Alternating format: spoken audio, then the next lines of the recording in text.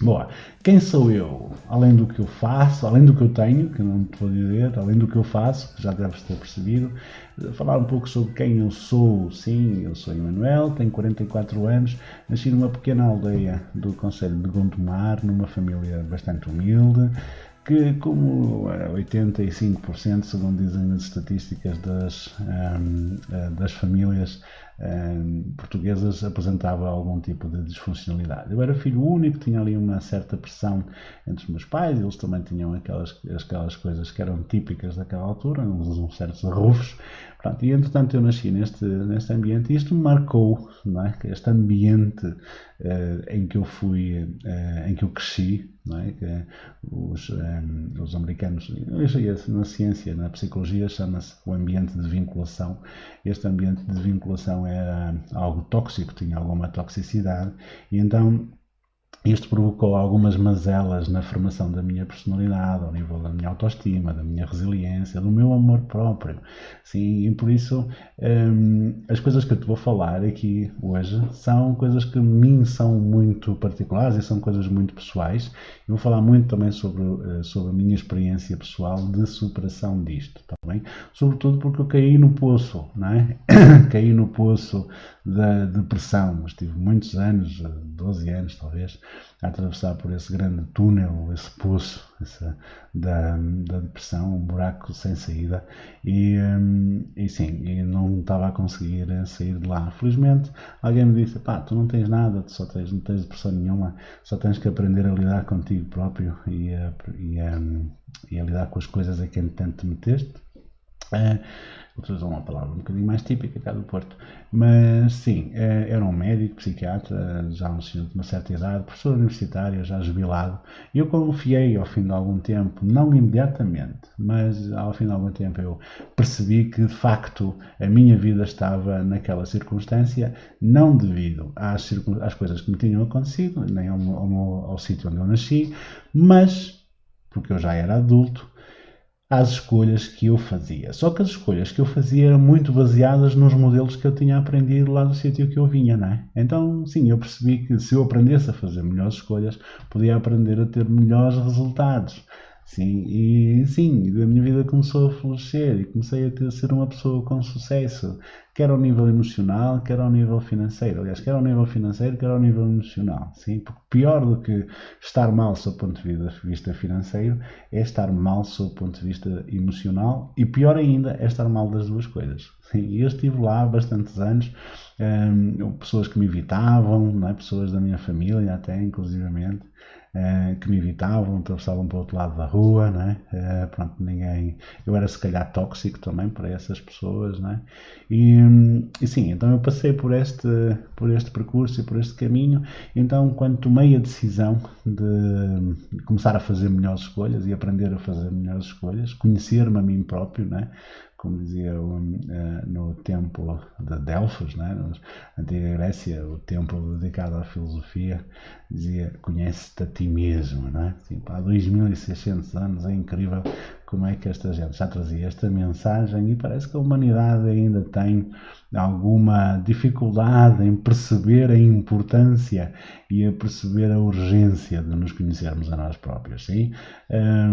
Sim, e entretanto apaixonei-me pelo tema do autoconhecimento, percebi que aí residia a solução para todos os meus problemas de impulsividade, cá estão alguns, uma tristeza, sentimento de vazio, que era crónico, não é? Uma ansiedade permanente, impulsividade, relações caóticas e tóxicas, essa é que é a palavra, e nada me corria bem, sim, não havia nada em que eu metesse que desse certo, então as coisas estavam sempre a ir para o torto e pronto, andava sempre estressado e acelerado.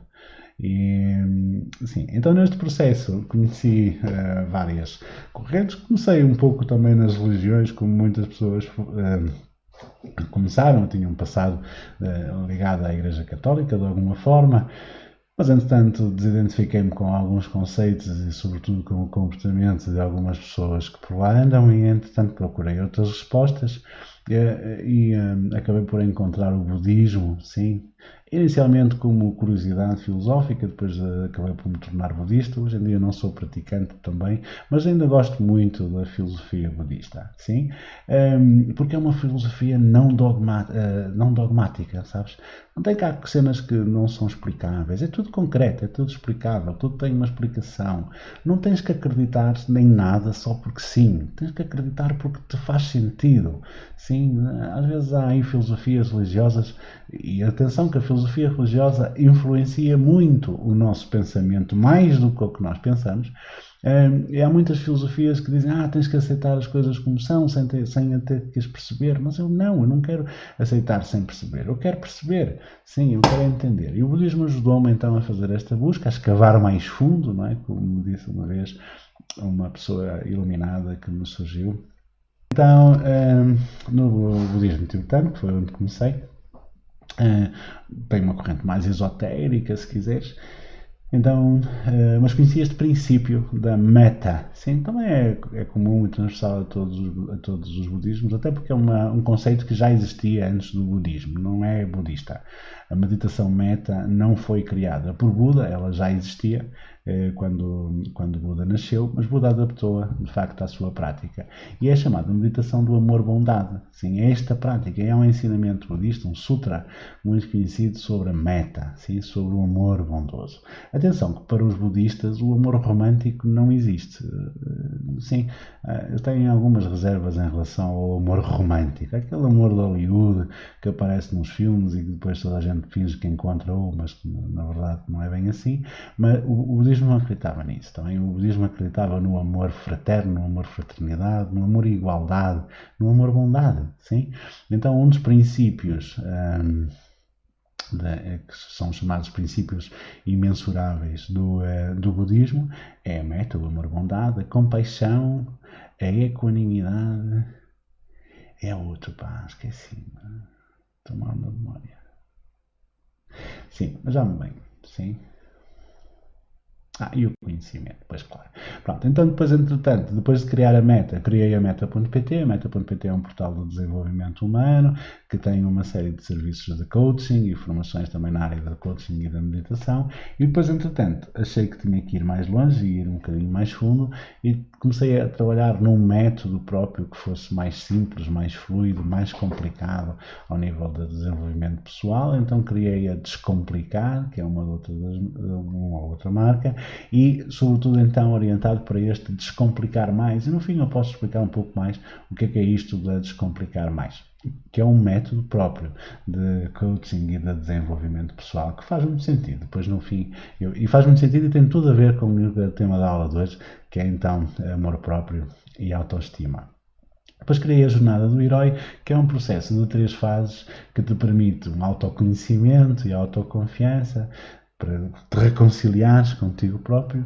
Depois o curso profissional de coaching para tu aprenderes a ajudar outras pessoas, porque eu acredito que quando o ser humano está reconciliado consigo próprio, a tendência natural dele é ajudar outras pessoas. Sim, então ajudar as pessoas a fazerem este percurso e depois um curso profissional de empreendedorismo para ensinar outras pessoas a fazerem o que eu faço, a transmitir a sua mensagem de amor e de bondade e a dar o seu exemplo de superação das dificuldades e dos problemas que já ultrapassaram na vida para poderem então ajudar outras pessoas que estão nos mesmos problemas de uma forma prática, sim, de uma forma prática e objetiva, porque a gente às vezes pede ajuda a pessoas que não conhecem o nosso problema e as pessoas só dão palpites que são completamente desajustados, que em vez de contribuírem para a solução ainda contribuem para a confusão e para o aumento do problema. Então sim, esta é a Jornada do Herói, que é o processo que eu criei o ano passado. Já começou há 2 anos. O ano passado começamos a fazer os primeiros lançamentos e neste momento vamos a meio deste processo com o curso profissional de coaching. Estamos a terminar agora a primeira edição do curso profissional de coaching e a essência já estamos a começar a 6ª edição, sim, a 6ª edição, o 6º grupo, um processo lindíssimo que começou com 6 semanas, depois passou para 8 e depois ir ainda mais fundo para complementar tudo o que tinha que ter nesse processo, passamos a 10 semanas e é giro porque eu gosto muito do número 7, o meu filho nasceu no dia 7/7, a Jornada do Herói foi lançada no dia 7/7 e, entretanto, agora temos um percurso de desenvolvimento pessoal com precisamente 77 dias. Acaba por ser engraçado também este conceito. Não sei se tu és adepto de numerologia, eu confesso que não sei nada sobre isso, mas de qualquer das maneiras eu gosto do número, só porque sim, e acho engraçado serem 77 dias, porque de facto é o que é preciso para o programa. Depois eu vou-te mostrar no fim tudo aquilo que eu incluí neste programa, que pá, está a ter uns resultados tão extraordinários, tão fantásticos, que eu tenho mesmo vontade de partilhá-lo com toda a gente, sabes? E então, às vezes até que fico angustiado, porque eu quero mesmo que toda a gente saiba que isto existe e que é possível as pessoas darem a volta e serem felizes e construírem a felicidade e descobrirem então os tais segredos da felicidade. E depois vamos aqui para a magia da autoestima. Confesso que olhar ali para aquela armadilha ao lado da minha fotografia até me dá vontade, ui, é para aquele lado, até me dá vontade de afastar-me um bocadinho, porque é de facto assustador. Sim? E porquê? Porquê que será que eu digo que a autoestima é uma armadilha? Sim, a autoestima é uma armadilha, porque, não por causa da autoestima por si só, mas porque a autoestima depende do autoconceito, da forma como nós nos definimos. E nós, no nosso processo de aprendizagem, consciente ou inconscientemente, nós aprendemos a conceptualizarmos-nos com base nas diferenças entre nós e os outros. Sim, nas diferenças e nas semelhanças entre nós e os outros. Muito cedo, mesmo muito cedo no nosso processo de desenvolvimento enquanto seres humanos, não é? Portanto, de crescimento enquanto seres humanos, muitas vezes até antes da linguagem, nós já fazemos comparações, também já nos comparamos uns com os outros. Aquele é mais alto, aquele é mais baixo, aquele é mais meigo, aquele é mais não sei o quê. Sim? Então fazemos estas comparações. E depois acabamos por construir o nosso autoconceito, ou seja, definimos-nos a nós próprios com base nesta comparação que fazemos entre nós e os outros. Sim? E sobre esta comparação, se esta comparação que nós fazemos com os outros nos parecer positiva, consciente ou inconscientemente, atenção que muitas vezes isto é inconsciente, se esta comparação que fazemos com os outros nos parecer positiva, então nós temos uma autoestima boa. Quando esta comparação que fazemos com os outros, ou seja, este autoconceito, não é, que nos parece inferior aos outros, nós temos uma autoestima baixa. Sim? E isto é uma armadilha. E eu nunca me tinha apercebido disso, até que fui despertado por uma senhora que, por acaso, faz parte de uma associação internacional de meditação Vipassana, de que eu também faço parte, e num texto interno, eu tive acesso então a um texto interno sobre o trabalho da Christine e percebi que, de facto, isto era uma armadilha. A Christine Neff é uma psicóloga norte-americana, doutorada, claro, e que trabalha cientificamente e academicamente sobre este tema que te vou falar e apresenta então uma alternativa ao conceito da autoestima, que é a autocompaixão. Sim. E qual é a diferença? Na autoestima, assim muito sucintamente, na autoestima, tu olhas para ti e tens que te ver bonita, ou ver-te bonito, não é? Tens que ver-te agradável, seres muito bonito. E quando nessa comparação que fazes com os outros, então essa comparação tem que ser positiva, ou de alguma forma, não é? Nós vamos tentar sempre encontrar uma forma de alguma forma, ou porque és mais bonito, ou porque és mais alto, ou porque és mais honesto, ou porque és mais sério, ou porque és mais não sei o quê. Nós tentamos sempre encontrar uma forma de nos destacarmos positivamente das outras pessoas. Sim? Então, qual é a diferença entre autoestima e autocompaixão? É que na autocompaixão, na autoestima, tu precisas de um resultado positivo, quer desta comparação, quer desta observação. Sim? Na autocompaixão, tu não dependes disso. Tu simplesmente aceitas-te como és. Sim? E se há um ensinamento mágico que eu aprendi e que eu transmito aos meus alunos, sim, um dos muitos, mas sim, este eu acho que é muito especial, é muito simples e às vezes muito complicado de fazer, que é olhar para o espelho e dizer-me, eu amo-me e aceito-me tal como sou. Sim, isto é muito complicado para muitas pessoas, não é? Porque não são capazes de se amar, não são capazes de se aceitar. E se tu não és capaz de te aceitar tal como tu és, não vais ser capaz de te amar nunca. sim? Nunca. Não é possível, simplesmente não é possível. E se tu não fores capaz de te amar a ti próprio, não vale a pena tu andares a enganar as pessoas, tu não podes amar ninguém. Porque o amor que não existe em ti, tu não podes encontrá-lo em mais ninguém. E da mesma maneira que tu não te amas a ti próprio, tu nunca podes ser verdadeiramente amado por alguém. Ah, não, mas eu não me amo a mim, mas amo o meu filho, amo o meu marido. Acho que deves investigar, talvez, qual é a diferença entre amor e apego. Que são coisas diferentes, sabes? O amor é uma coisa muito pura, muito natural. O apego tem a ver com a posse. Acho muito nos relacionamentos, eu também durante muito tempo dediquei-me a coaching de relacionamentos e havia muito essa situação da posse, sabes, da tentativa de dominação de um sobre o outro, não é? Porque é meu, porque não sei quê, porque sim, porque é uma posse. Isso é apego, isso é amor, sim. O amor é liberdade, o amor deixa fluir. Aquela pessoa quer ir à vida dela, tem esse direito, não é? Se eu tentar resistir que aquela pessoa vá, então isso é apego. Não é? Nós não sofremos por amor, nós sofremos por apego. Não te, não te enganes. Então o que é isso do amor? Eu trazei aqui a imagem da autocompaixão, que é então esta grande dádiva que Christine Neff nos recorda, não é? Que é um princípio belíssimo da filosofia, que é a capacidade de te aceitares tal como és, não é? A autocompaixão, de aceitares a tua circunstância tal como és. E atenção, que aceitar não é resignar, pelo contrário, é criar condições para verdadeiramente tu poderes transformar a tua vida e a tua realidade.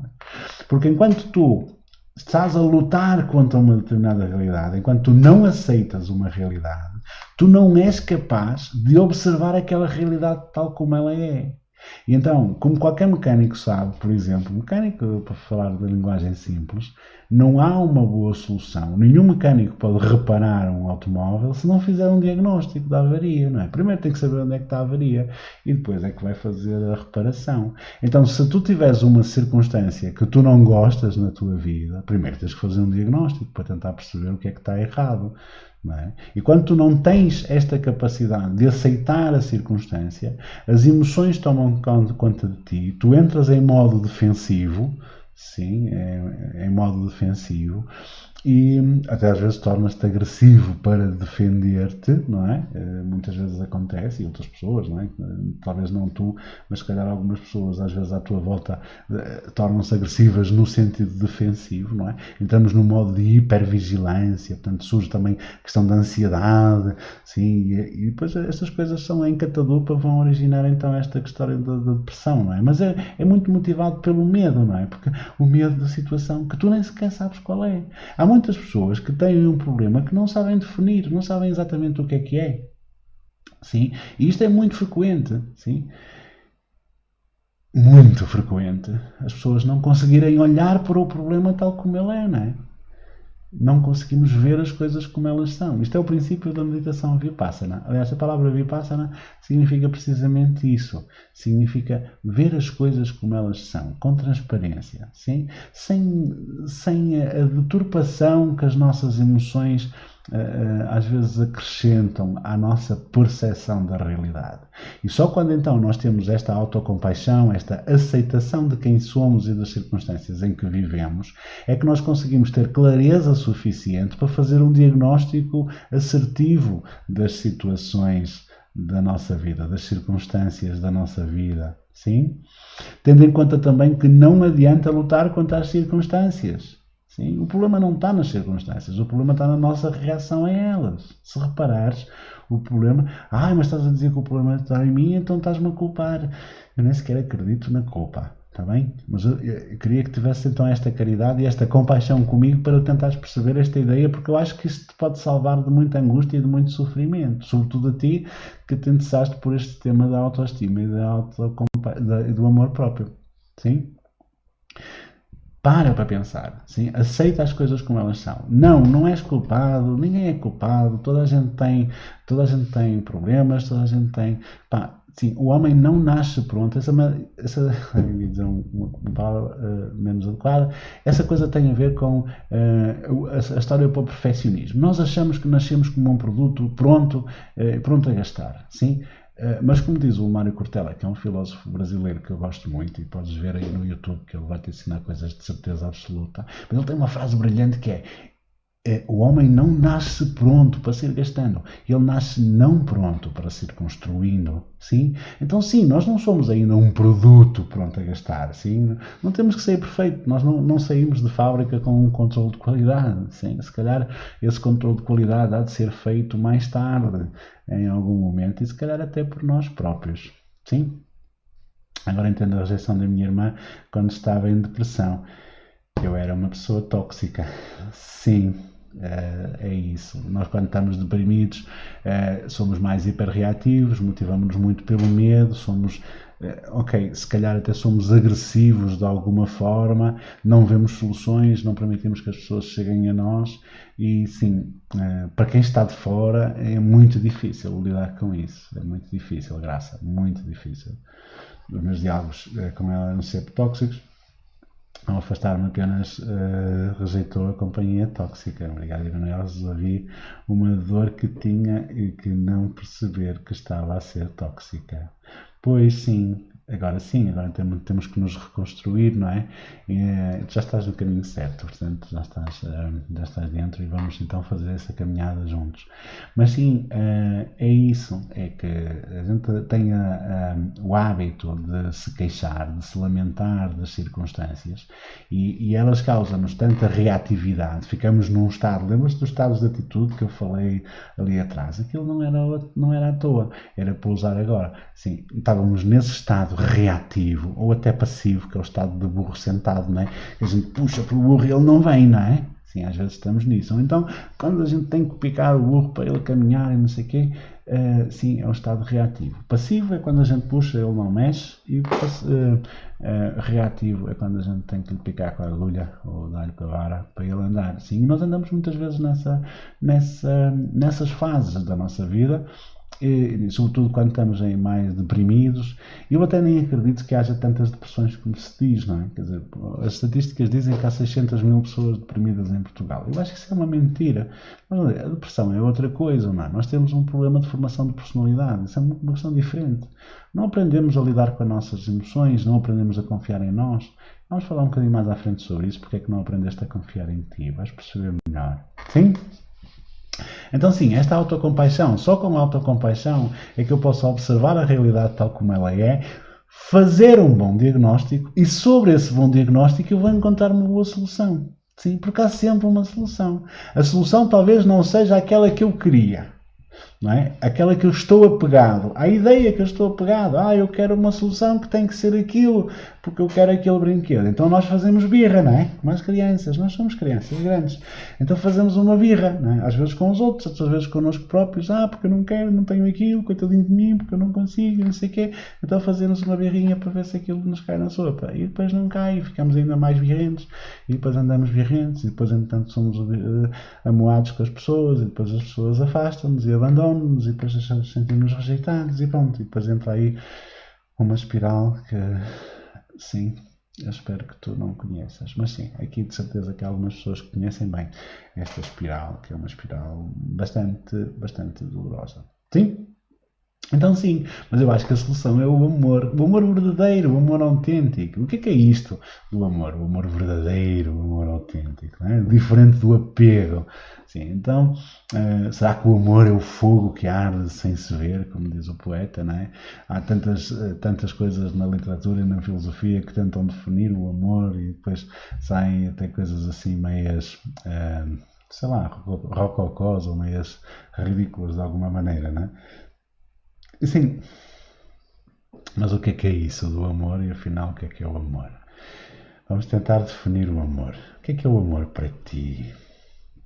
Então, eu tentei encontrar uma coisa que fizesse sentido, porque já te expliquei há pouco, para mim é importante, não sou muito nessa cena dos dogmas, tens que acreditar só porque sim. Eu sou tipo Santo Tomé, não é? Só acredito se vir ou se compreender. E eu preciso compreender. Muitas vezes até compreender que não é possível compreender, mas eu preciso compreender.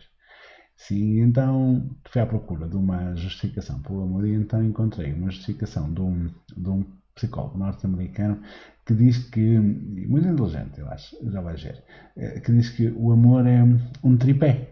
Sim, é um amor triangular, não é? Não é um amor com três pessoas, sim, não penses essas coisas, não é isso. É um amor que tem três ângulos, três vértices, três perspectivas diferentes, sim? Então uma delas é a paixão.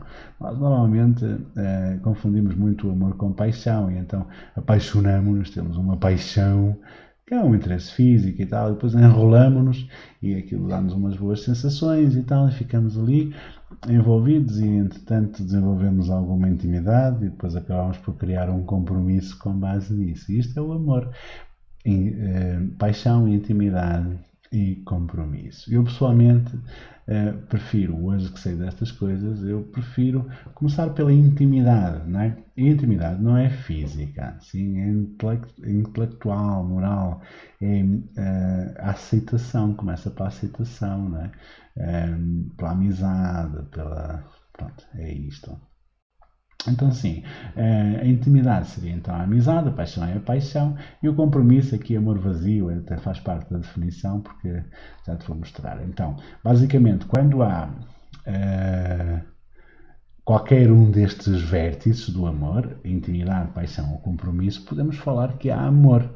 Sim, quando há só intimidade, esta é um amor é um amor fraterno, não é? É um amor quase que de irmãos, não é? É uma amizade. Quando há paixão, é um amor romântico, ou seja, é amor da paixão, né? Estou apaixonado. Quando há então a paixão mais intimidade, então eu desenvolvo o tal amor romântico. Quando eu tenho paixão e compromisso, eu tenho um amor ilusório, não é? Porque, pronto, ok, eu tenho um compromisso com uma determinada pessoa, tenho uma paixão, mas amor é um bocadinho ilusão. E quando há intimidade e compromisso, que também acontece muito, por exemplo, bons amigos ou até mesmo muitos casais. Há muitos casais que ao fim de alguns anos a única questão que subsiste entre eles é este companheirismo, não é? Pronto, há de concordar então que já deves ter visto em algum sítio. Aliás, se reparares todas as relações de amor que tu conheces, vão caber nestes conceitos, não é? Ou paixão, ou compromisso, ou intimidade, ou então, quando há paixão e intimidade, o amor romântico, companheirismo, ou então o ilusório, não é? O amor vazio. O outro termo que é muito utilizado aqui por esse psicólogo é amor vazio, não é? Eu conheci, que aqui está, pronto, é um amor que só tem compromisso, então, um amor vazio, não é? Eu conheci muitas relações assim, porque eu durante muitos anos trabalhei com idosos, e pessoas já com idade avançada. Eu conheci muitos casais idosos, pessoas que estavam há 40 anos, 50 anos, até 60 anos juntos, não é? Pronto. E eu, por acaso, houve um casal que estavam há 50 anos juntos e diziam que dormiam todos os dias de mão dada. Conheci esse casal em Aveiro. Foi uma coisa bonita, mas normalmente aquilo que se sentia é que havia ali um compromisso, não é? As pessoas estavam ali habituadas e acostumadas um ao outro, pronto, estavam comprometidas um com o outro. Também as pessoas, pelo menos as mais velhas, ainda dão mais valor a essa questão dos compromissos, não é? É a minha cruz, como se diz na minha aldeia, não é? Ai, eu separava-me do meu marido, mas é a minha cruz, então eu tenho que aguentar a minha cruz. Então o amor pleno é quando surge a intimidade, paixão e compromisso. Agora eu queria que tu fizesse aí uma espécie de um autodiagnóstico. Será que tu te amas? Como é que está a tua intimidade contigo próprio? Será que tu tens um diálogo, um discurso interior positivo e favorável a ti próprio? Como é que está a tua paixão? Será que tu sabes aquilo que te apaixona, aquilo que te inspira? Como é que está o teu compromisso? Será que tu estás comprometido com o teu bem-estar? Será que tu estás comprometido ou comprometida com a tua felicidade, com o teu sucesso, com a tua realização, com o teu crescimento enquanto pessoa? Faz lá aí um diagnóstico. Será que a intimidade, a pergunta é, será que o meu discurso interno é positivo? Se eu tivesse alguém que falasse para mim como eu próprio falo para mim, eu seria amigo dessa pessoa? Será que eu tenho uma relação tóxica comigo mesmo?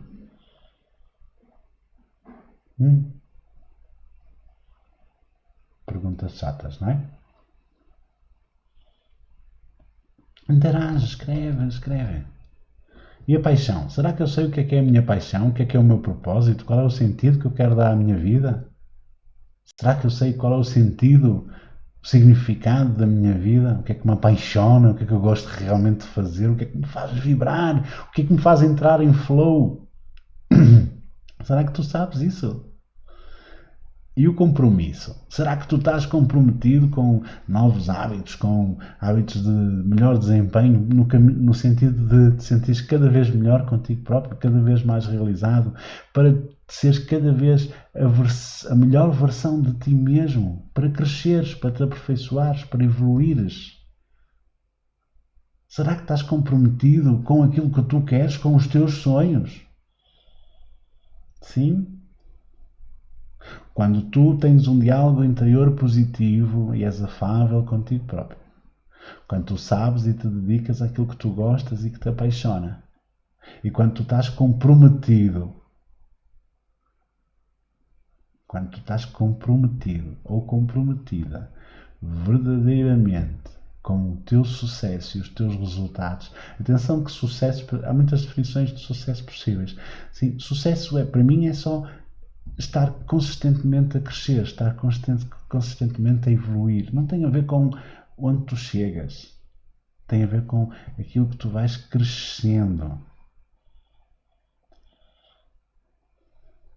Sim, tem a ver com aquilo que tu vais crescendo.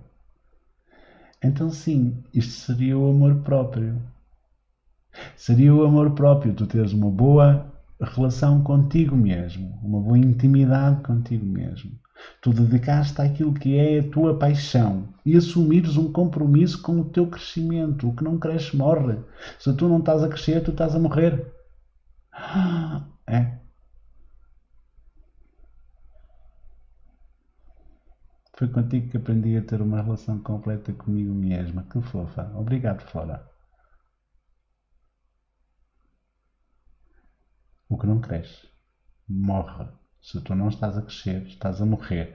Portanto, será que o teu diálogo interior é positivo? Será que tu te dedicas àquilo que realmente te apaixona? Será que realmente tu estás a crescer? Será que estás comprometido com o teu próprio crescimento pessoal?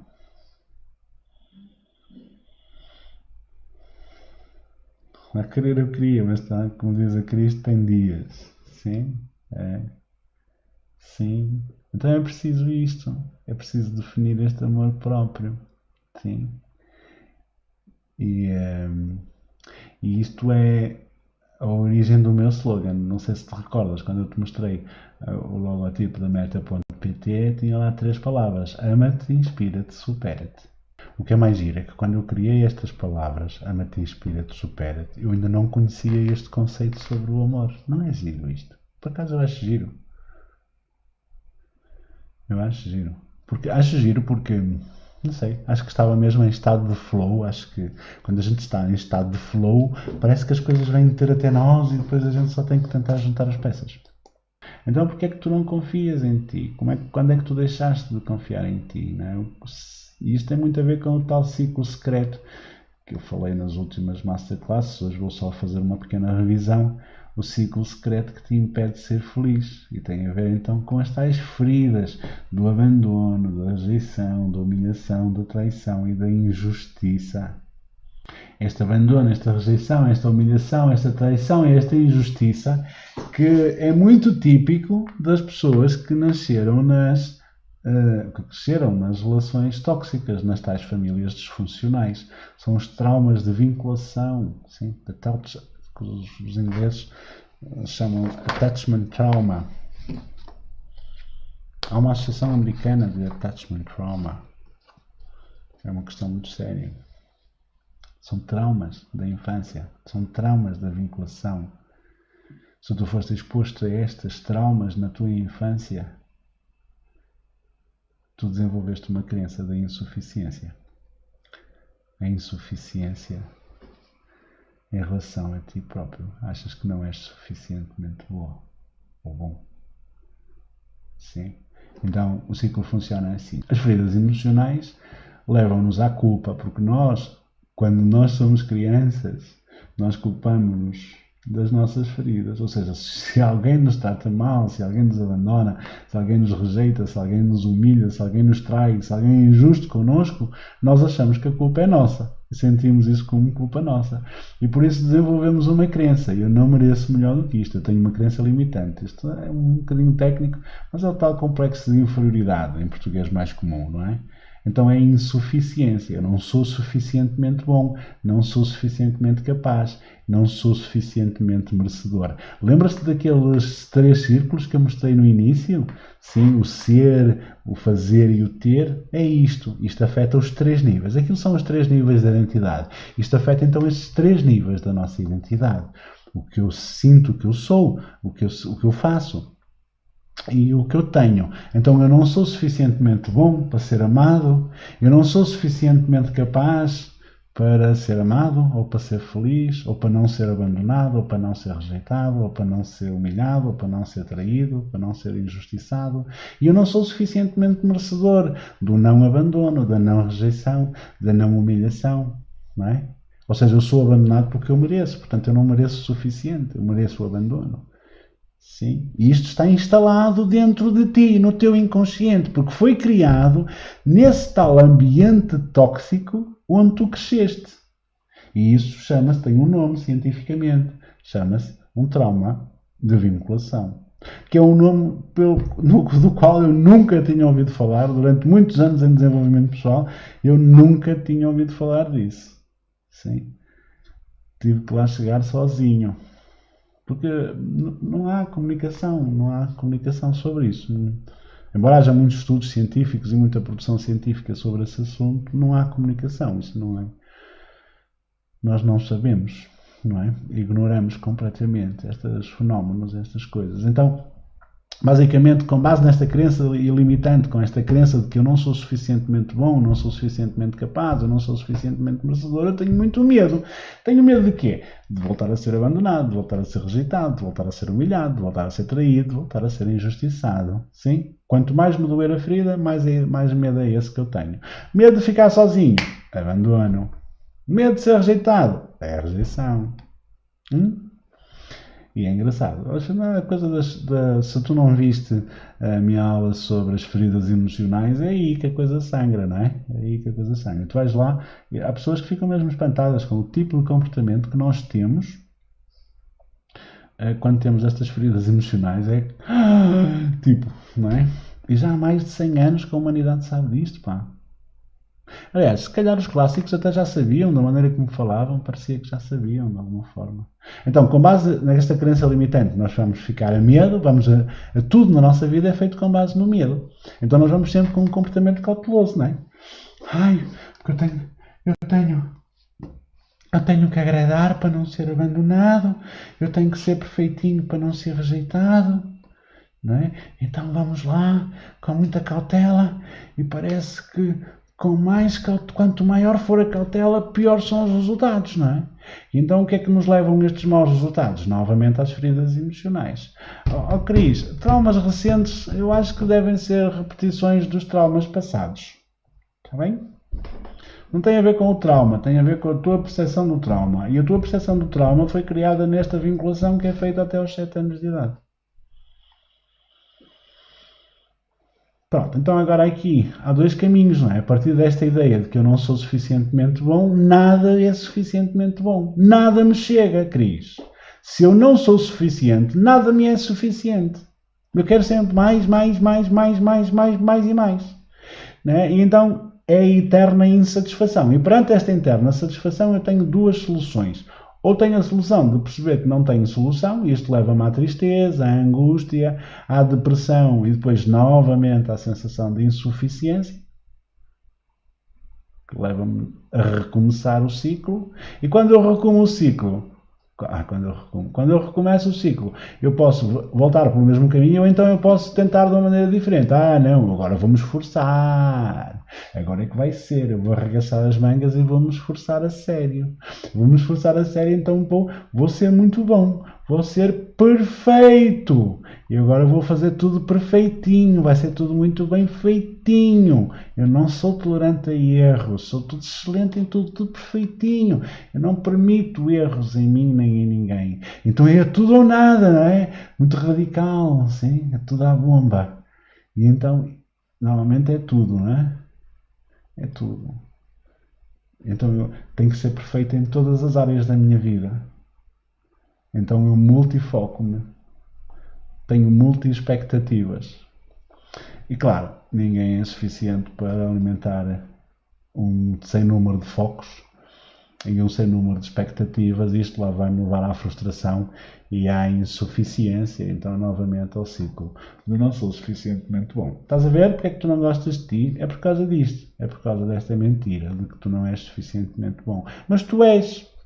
Eu acho muito engraçado que, por exemplo, na primeira aula, na aula de apresentação que tivemos na segunda-feira, eu por acaso não me meti com ninguém, mas pronto, houve muitas pessoas que disseram, porque eu quero ser uma pessoa melhor.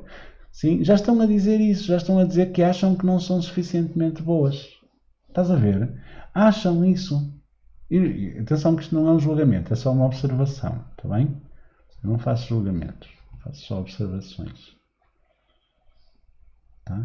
Não faço julgamentos porque eu não faço crítica. Eu percebo quais foram os condicionamentos que te levaram até aí e não, tu não tens culpa. Tá?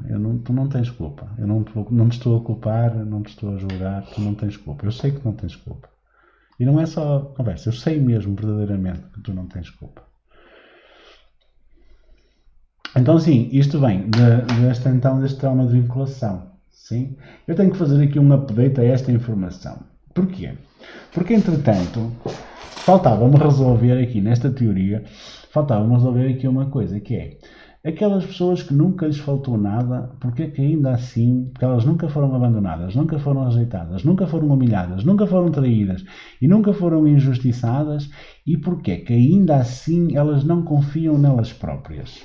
Porque é que determinadas pessoas que nasceram em ambientes muito protetores e que não foram abandonadas, não foram rejeitadas, não foram humilhadas, não foram traídas e não foram injustiçadas, porque é que ainda assim essas pessoas não sentem confiança em si próprias?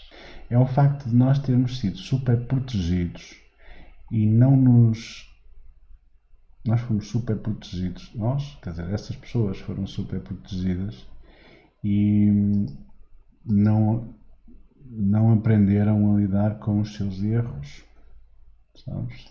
Não aprenderam a lidar com as suas quedas. E é importante nós aprendermos a lidar com as nossas quedas. Porque mais importante do que aprender a cair é a gente aprender a levantar-se. Então, se a gente nunca caiu, a gente nunca teve a oportunidade de aprender a levantar-se. Eu conto muitas vezes uma história da minha sogra, que quando o meu filho fez 1 ano, foi lá para a casa dela, porque ela ficou com uma filha entre os 2 e os 3 anos. E então, quando o meu filho começou a ir para a casa dela, não é? Ela pediu: filho, anda aqui, porque eu preciso de ir falar contigo. Eu fui lá: olha, então eu quero pôr aqui no terraço uma cerca e aqui um daqueles pavimentos para o menino não se magoar quando cair. E disse: está bem, eu tenho uma ideia melhor, sogrinha, não se preocupe, eu passo depois aí mais tarde. Então apareci com um saco de algodão, um frasco de betadine e um tubo de arnigel. E disse: olha, para poupar dinheiro e recursos e também para ensinar o meu filho a levantar-se quando cai, quando ele cair, se magoar, desinfete com isto e depois passo-lhe aqui esta pomadinha que aquilo vai-lhe passar. Tu és maluco? Então vamos deixar o menino cair? Sim, não vamos deixá-lo cair. Vamos ajudá-lo a aprender a levantar-se. Sim, porque se ele não aprender de pequenino, vai ter que aprender de grande. E os tombos, quando nós somos grandes, são mais altos, normalmente, não é? Então, sim, é muito no sentido que dizia a Lili no início. Pá, é muito essa cena da super proteção, sim. E eu por acaso eu questiono-me muito que geração é que nós estamos a criar, não é? Nós agora vamos buscar os putos à escola, temos os putos perfeitamente numa redoma de vidro. E agora? Como é que nós fazemos para vencer esta crença da insuficiência? Sim? Como é que podemos fazer isso? Será que é despertando a autoestima? Sim. Então eu vou dar 14 dicas. Não são dicas científicas. Estas aqui eu normalmente só uso conteúdo científico. Estas são da minha ciência de vida, sim, da minha experiência de vida. E acredita que foi duro desgravatar para sair do buraco onde eu me enfiei. Eu enfiei-me num buraco bem fundo, sim. Demorei alguns anos para sair de lá. E depois parecia que ninguém me conseguia dar a mão, sim. Então estas foram as dicas que eu usei. Primeiro parar com a comparação, sim. Não faz nenhum sentido a gente comparar-se com outras pessoas, ainda por cima com outras pessoas cuja realidade nunca foi parecida sequer com a nossa. Despertar a autoconfiança, pois claro, a autoconfiança é a autoestima. A autoconfiança é isso, é aprender a falhar. É aprender a falhar, uma das coisas giras, e outra das coisas é aprender, depende de ti também, aprender a cumprir as promessas que fazes a ti próprio, não é? Claro que se uma pessoa está sempre a prometer coisas e não cumpre, tu depois não vais confiar nela, não é? Mas nós muitas vezes fazemos isto a nós próximos. Este ano vai ser, para a semana vai ser, amanhã vai ser, sim? E depois não é, porque a gente não faz o que tem a fazer. Porque procrastinamos, não é? Procuramos a tal satisfação imediata e por isso é que não temos autoconfiança. Duas formas fáceis de aumentar a autoconfiança. Então tenho uma aula sobre isso e depois podemos falar também sobre isso qualquer dia. Duas formas fáceis, assim, muito rápidas para aumentar a autoconfiança. Isto é, primeiro aprender a falhar e aprender a levantar-se quando cais.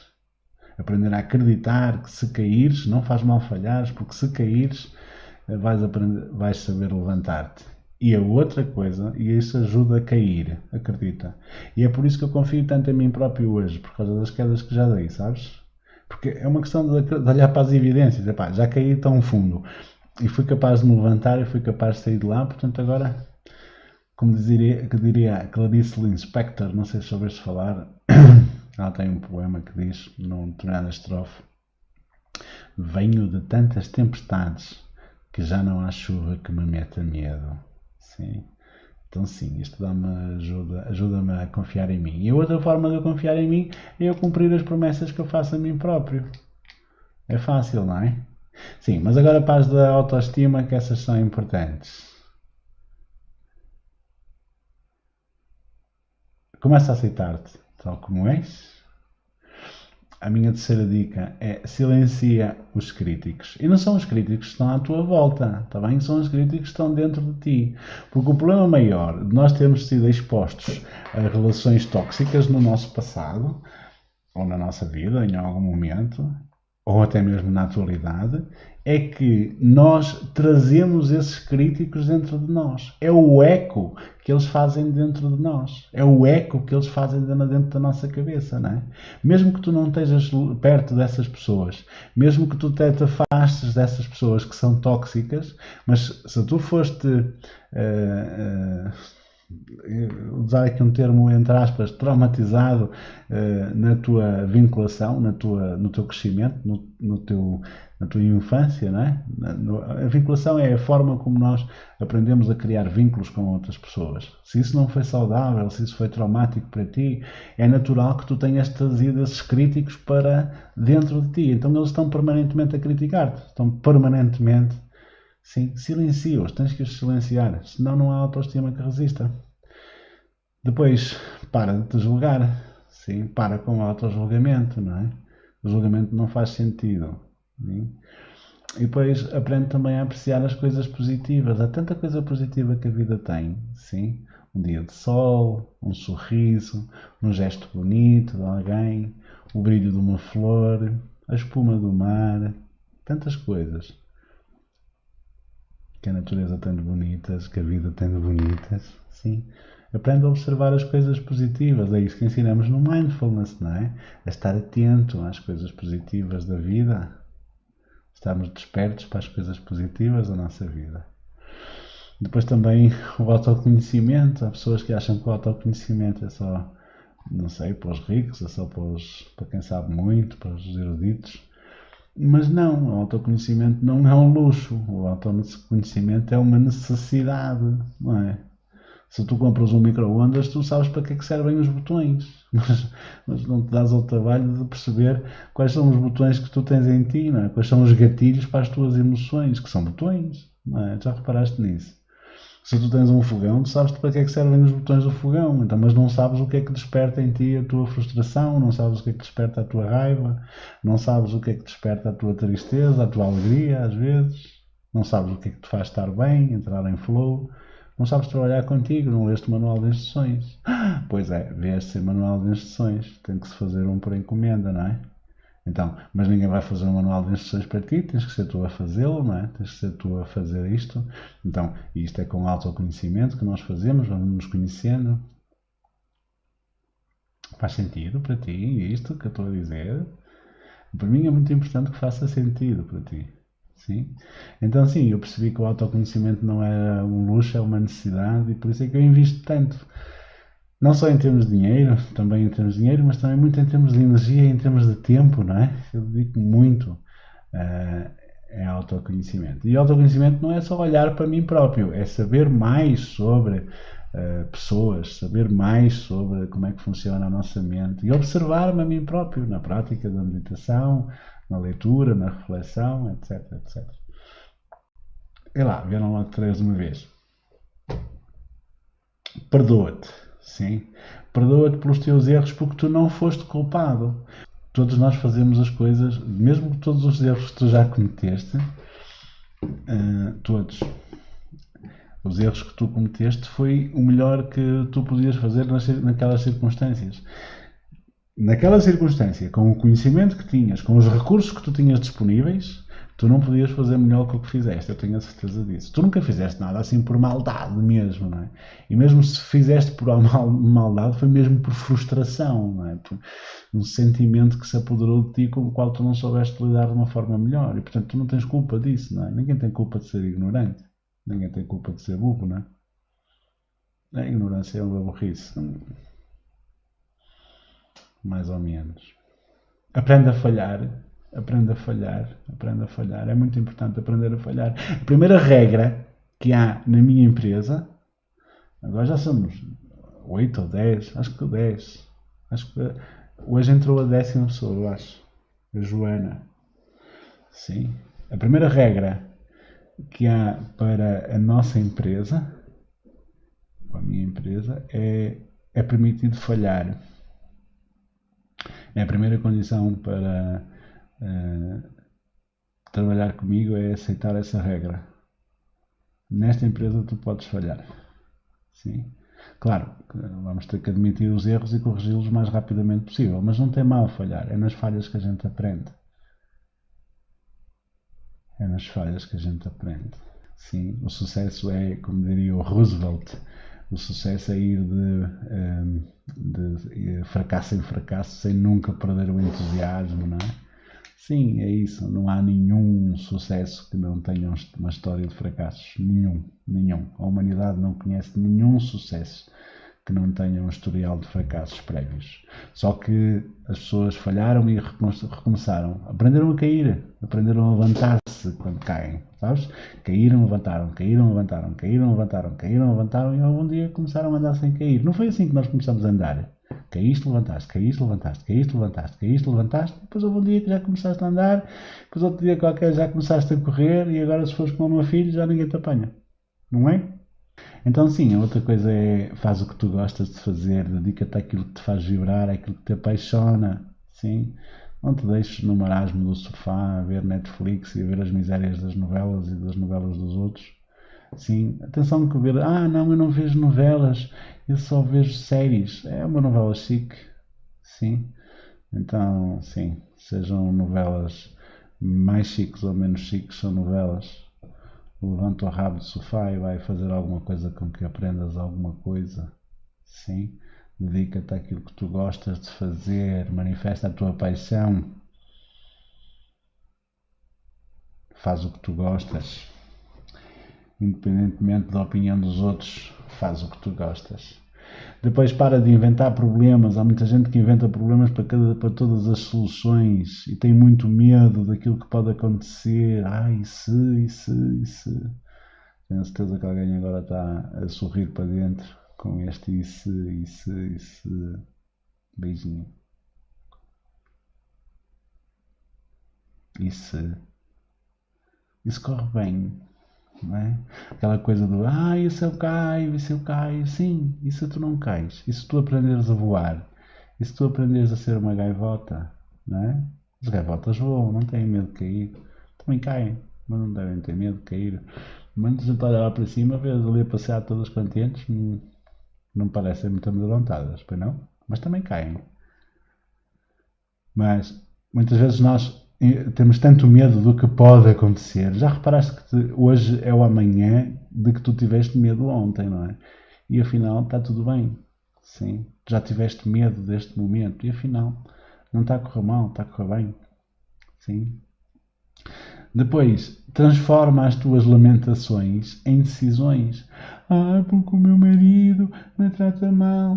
Então decide o que é que tens que fazer. Não estou a dizer o que é que vais fazer. Sim, não estás à espera da minha aprovação para a tua decisão. Tens que aprender a tomar decisões de forma responsável e independente. Porque se calhar um dos teus problemas...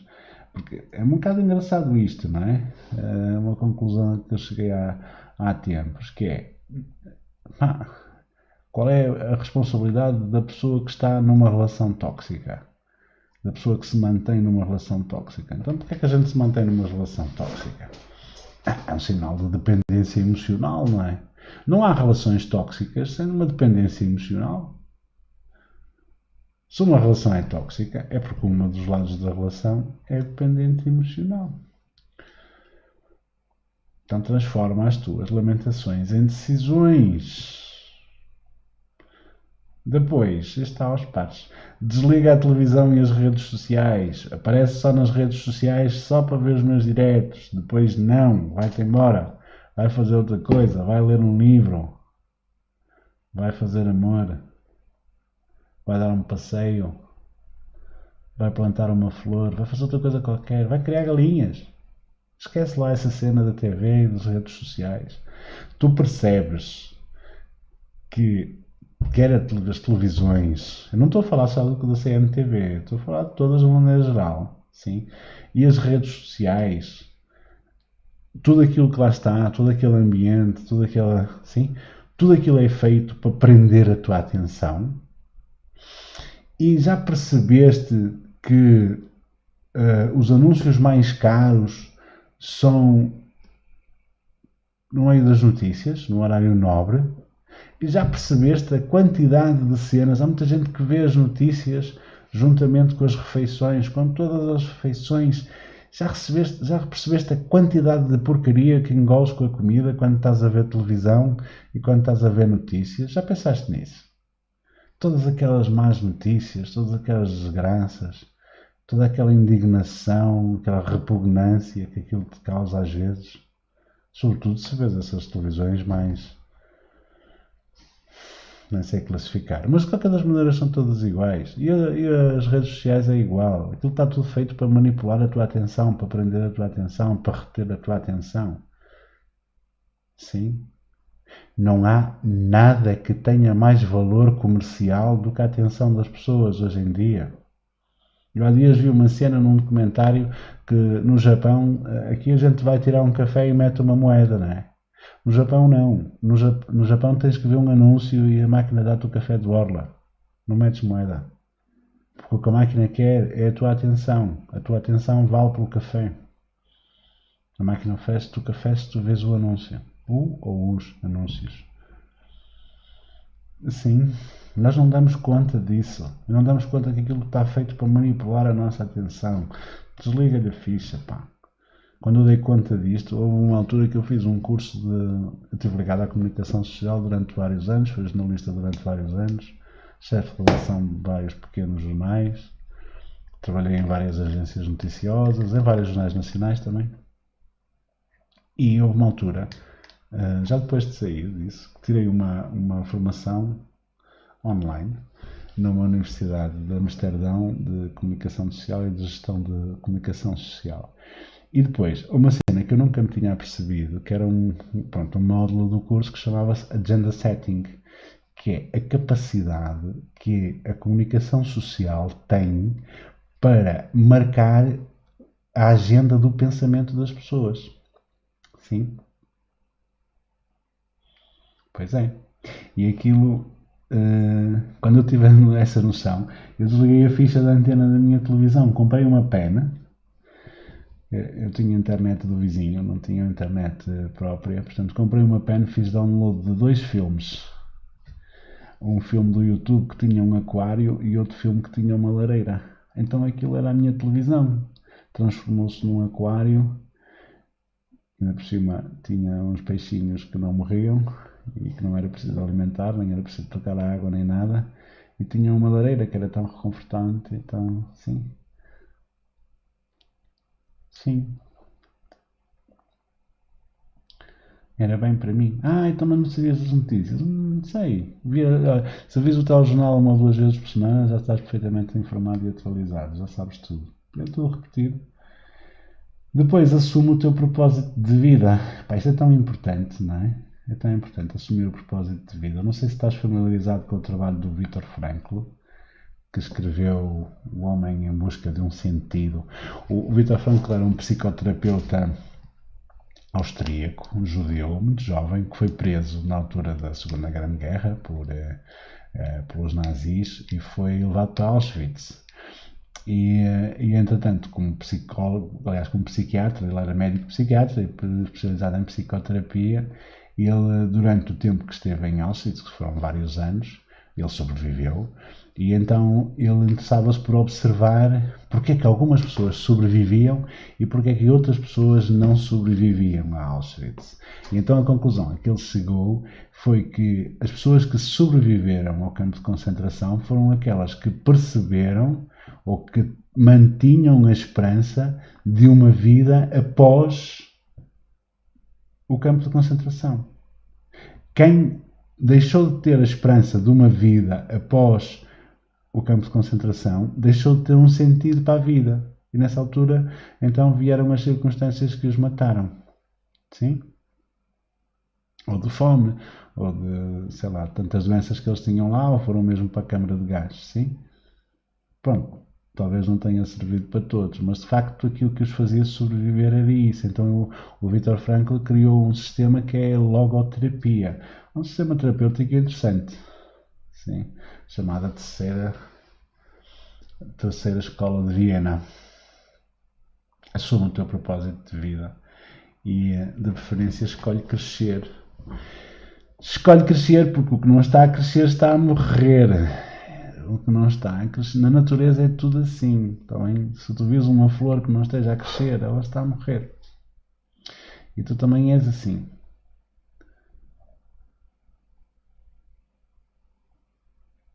É? Se não estás a crescer, estás a morrer. Então, o que é que tu escolhes? Escolher, aliás, crescer ou morrer. Sim? Com base nestes princípios, eu criei então este método, Descomplicar Mais, que fala sobre amor próprio, inspiração e superação, mas também tem que ter a motivação para a mudança, sim? Tem que ter a motivação intrínseca, sim? Tem que vir de dentro, uma vontade de mudar, uma vontade de crescer, uma decisão para crescer. Sim, esta decisão tem que ser tua. A mudança é uma porta que só se abre por dentro. Tens de tomar essa decisão por dentro. Esta tal motivação intrínseca, sim? Não precisas que ninguém te dê colinho, te dê apoio, não precisas de uma cenourinha à frente como aos burros, não é? Põe a cenourinha à frente para irem a correr atrás da cenoura, a pensar que vão apanhar a cenoura e a cenoura, não é? Está pendurada na cabeça deles. Já viste essa imagem, já de certeza, a cenourinha a cena da cenourinha.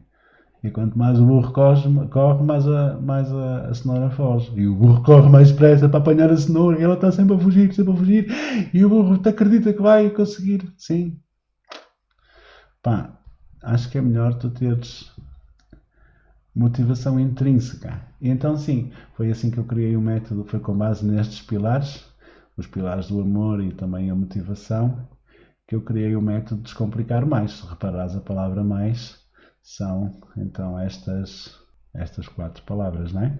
Então sim, de rumo à felicidade suprema, ao estado da magia, ao estado do flow, o estado de fluxo, o estado em que as coisas acontecem, e quando não acontecem da maneira que tu queres, tu tens confiança de que amanhã vai correr melhor e não há problema, tudo flui. Tudo vem até ti no momento certo, pela razão certa, tu aprendes a confiar em ti, aprendes a confiar na vida, aprendes a confiar. E é bom. E então, e sobre as pílulas mágicas da felicidade? Já encontraste as pílulas mágicas da felicidade?